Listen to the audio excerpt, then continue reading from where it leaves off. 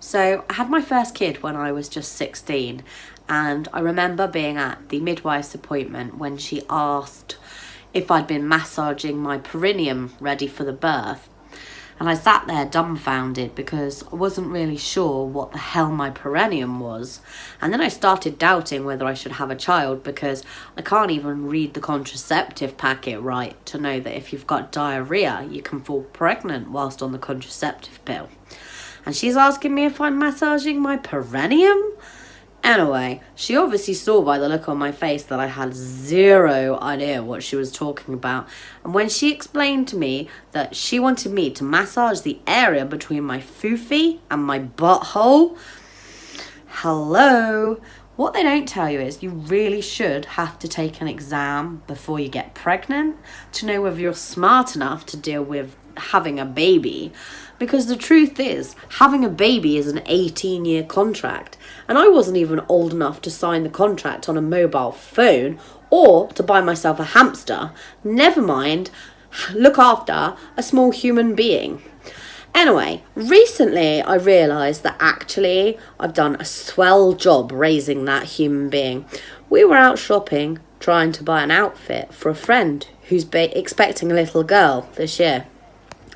And my 16-year-old picked up a dress with matching knickers and said, "Hey mum, look, this dress is really cute. It's got a hat."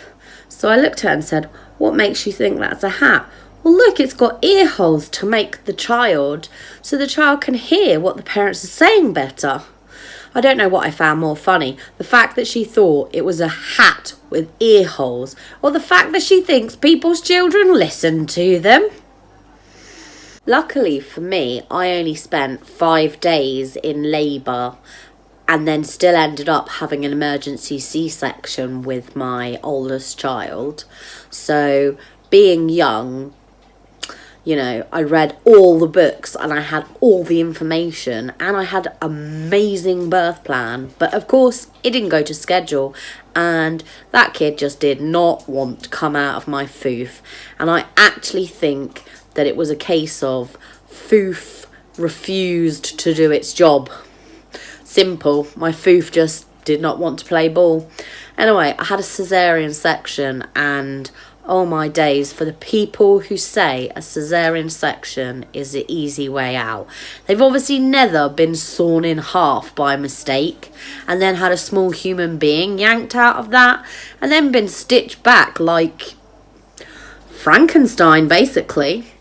My God, what they don't tell you about a C-section is the fact that you cannot fart for days afterwards, if not weeks. And trying to have a poo, I don't think so. It's definitely not an easy option. Birth, however you choose to excrete your child, it is the hardest thing your human body could ever possibly do. Don't even get me started on the breastfeeding. I had this idea that it was like a beautiful, magical moment. And don't get me wrong, it really is a bonding experience. Fucking putting your nipple in a piranha's mouth and having it ripped off. Because that's natural.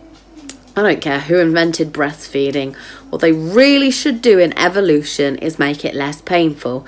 Now, my midwife told me it was a 10-second toe curler.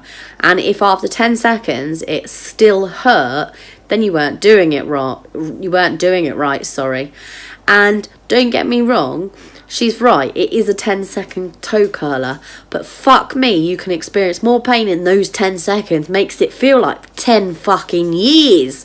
I thought that my newborn child had been replaced by a razor blade trying to bite my fucking nipple off my body.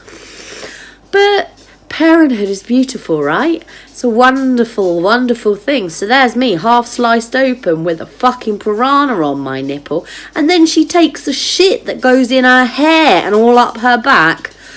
And people tell me parents have got it easy. I don't think so. The poo that you will deal with when you have a child will make your hair curl. I've had 3 kids and look at my hair. So that's a lot of shit I've dealt with. Anyway, don't get me started if you start bottle feeding the baby because breastfeeding, let's face it, it's not for everyone. With my first child, did not crack it. Could not crack it, could not get on with it. Breastfed the other two, and that's fine. I don't care how you feed your baby. A fed baby is a fed baby. But let me tell you one thing. People think bottle feeding is the easy option. It's not. You've got all that sterilising, and then you get the dreaded night field where you're counting the scoops and you think, fuck, did I put 3 or 4? Then you have to pour the damn thing down the fucking sink and start again because you might kill the child because you've put too much powder or not enough powder. Sleep deprivation is like the most intense thing you can ever experience when you're a new parent. My God, it's like having glass shards shoved into your eyeballs and then having your brain pulled out your ears and replaced with sand. Your head is so tired that no matter what you do, your body just wants to scream and fall asleep. And yet that cute, sweet smelling baby, it's like a fucking bomb. You just spend your whole life on edge waiting for it to go off. But parenting is easy. I get told it all the time. Oh, it must be a breeze because you're a young mum. Hey, love, I'm 34. I've got the body of a fucking 90-year-old. But yeah, parenting a kid was easy at 16. I used to bounce around like a fucking numpty. But no, parenting at any age is bloody hard. I don't care what anyone says. Being a mum is the toughest job because I could give you 1,000,001 reasons, but mum guilt is the worst. Mum guilt. Mum guilt about everything. Leaving the baby for the first time. Not leaving the baby for the first time. Did I feed my kid the right stuff? Because you can't breastfeed. No, you can't bottle feed. So many judgmental pricks out there, and they're all wanting to tell you how you should parent your baby.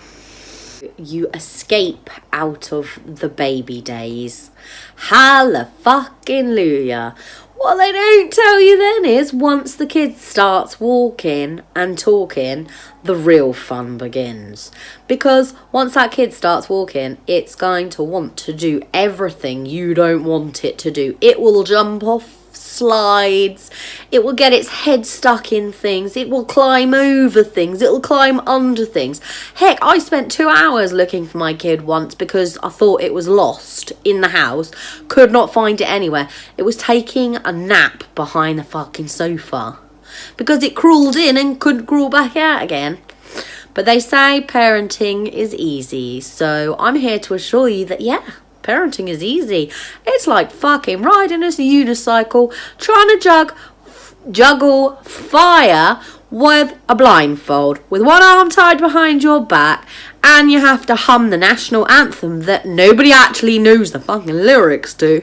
But you know, parenting, definitely really easy. And then the kids start school. And that means you start school. So you'll be stood in the playground feeling like a 5-year-old, the same 5-year-old child that you were once upon a time, with no friends. No friends, because nobody wants to talk to you in the playground. Or you could be the popular mum with all the friends. Then it's the, do I join the PTA? Do I not join the PTA? Shall I be a parent helper and do reading? Will I pass the DBS? Then it's a bake sale and you have to bake something. But Alex is allergic to nuts and Ruby's allergic to eggs. So it has to be meat-free, vegan, dairy-free, lactose-free, everything free. So basically you're making a dust cake. You got that, Jan? You're making a fucking dust cake to take. Actually, what I do, and here's a great tip, is I buy a fucking ready-made cake. Or the ready-made cupcakes, because the ingredients are listed on it. It's a sealed packet. And then the teachers can deal with the hassle. Never sign up to PTA or anything, because it's a trap. Because you will never escape until your child leaves the school. And then, of course, your child graduates through school and it's good. You start making friends to stand with in the playground. But then some mums get the hump with you and apparently you're a clicky bitch. But, you know, you can't stand with me because I'm too popular. As if. Me, popular, I'm about as popular as a fart in an elevator. And that is saying something. I'm probably about as likeable as sitting down hard on a fucking cactus when really you've got the squits. I'm really not popular, and I never have been. And to be honest, that's okay with me, because I don't like people. I just don't like people. I'm not ashamed of that. Anyway, back to the story at hand. So you become a parent, and your kid graduates through primary, and you get fucking nits. Nits. I shit you not, nits. Or, even worse, your kid will come home and complain that their butthole is itchy, so you have to spend an hour looking at little Freddy's bumhole, only to discover white fucking worms. So off to the doctors you go. Your kid's been scratching their bum and eating the eggs. What? Fucking hell. And then everybody has to be treated for worms.